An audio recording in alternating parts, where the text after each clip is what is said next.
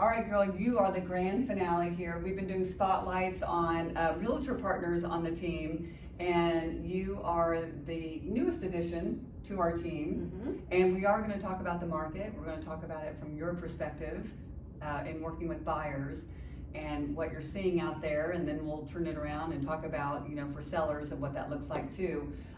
It's still a pressure cooker out there. Absolutely. But I want to get into Lisa Hoogenboom a little bit. You've been with us, 6 months. 6 months, that's Yes. right. I was going to say like 155 days or something like that. But anyway, so who's counting? It's all wonderful things. You and I did a transaction together in 2020, and to say I was impressed is an understatement. I thought you just a super professional, attention to detail. I could tell you were driving your side of the transaction proactively with great care, attention to detail.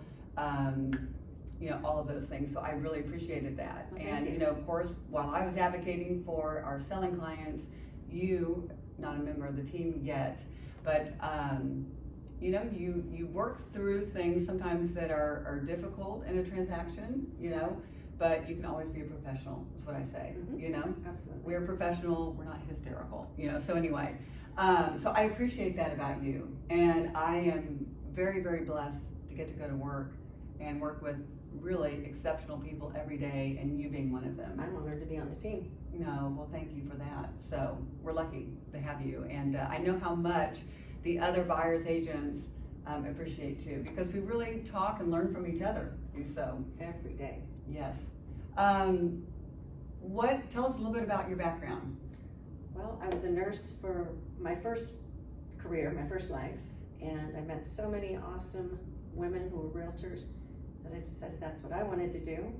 Living in Central Oregon, I got my license, worked in that market until we moved here, which was my second time to live here, and so very familiar with this area. Excellent. And in Oregon, was that more of like a suburb, you know, also of where you were? Where I doing was real estate? very rural, but like mountain golf course communities. Okay, So there you go. very high end, but sparse. You know. As an independent agent, Yes. right? And then you were an independent agent here. Yes. Okay, very good. We're lucky to have you, so that's great. I can see, you know, a nurse and the schooling for all of that. I mean, that's kind of a scientific, you know, Yes. mind, I would say. Analytical. Very conscientious too, all those things, analytical, which is great. That's a great characteristic for an agent.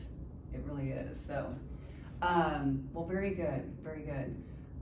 So what about the market? What's going on? What are you seeing? It's almost July, and it's hard to believe that it is almost July, Yes. right? It is tomorrow. Almost third quarter. Yeah. The buyers are still fighting over way too few listings, way too few homes available. Too many buyers. Most of my buyers maybe get the house on their third or fourth try because they're just 6, 7 offers every time. Yeah, right.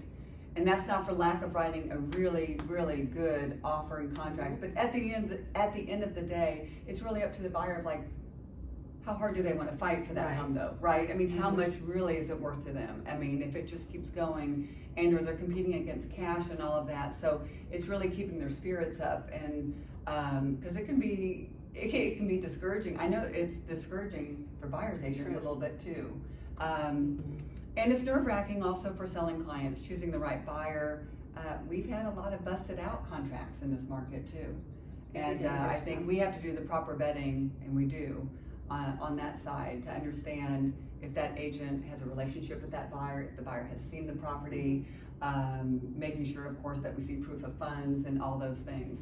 So, you know, on behalf of selling clients, we're making sure the buyer gets invested very quickly Yes. in the process. And, but back to contracts busting out. I think that's been sensationalized a little bit, but it is real. But because buying clients are our buyers, any buyer is in a home because of the pressure on finding inventory and having to make decisions A decision so like quickly. now, deadline at 5 o'clock, you know, Exactly. deadline tomorrow morning. So what do you want to do? A lot of times, let's put the offer in and then we'll. And then we'll see what happens. Yeah. Yeah, that's right. Just getting it in. Yep. What else are you seeing in the market? Are you not seeing a slowdown?